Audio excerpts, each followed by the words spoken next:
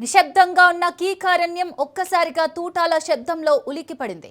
భద్రతా బలగాలు మావోయిస్టుల మధ్య భీకర ఫైరింగ్ జరిగింది. దేశ భద్రతకు కీలకంగా మారిన ప్రాంతాల్లో మావోయిస్టుల కదలికలు మరోసారి ఉద్రిక్తతకు దారితీశాయి. ఒకవైపు కూంబింగ్ ఆపరేషన్లు, మరోవైపు ఎదురు కాల్పులు పరిస్థితి క్షణక్షణానికి ఉత్కంఠను రేకెత్తిస్తోంది.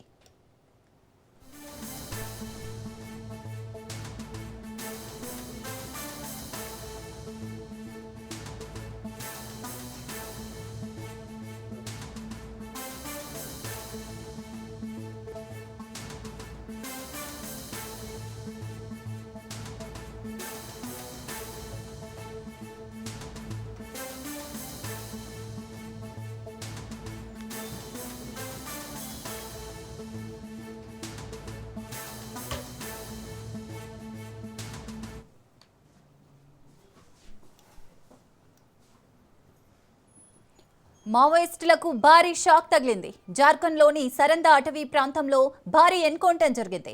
భారీ ఎన్కౌంటర్లో మావోయిస్టు కీలక నేతలు మరణించినట్లు తెలుస్తోంది.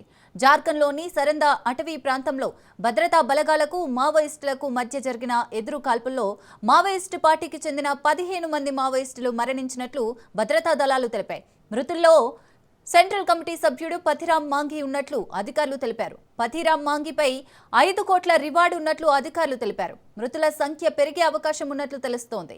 కోబ్రా బెటాలియన్ 209తో ఈ ఆపరేషన్ చేపట్టారు. రైట్, ఇక ఇదే అంశానికి సంబంధించి మరిన్ని డీటెయిల్స్ మా ప్రతినిధి ఉపేందర్ అందిస్తారు. ఉపేందర్,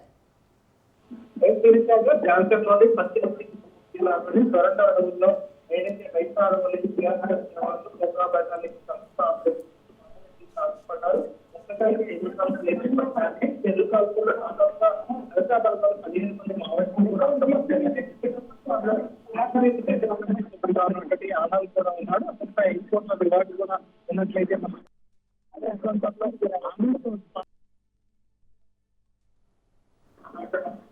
వాళ్ళ గుర్తింపు నిజానికి ఎక్కడో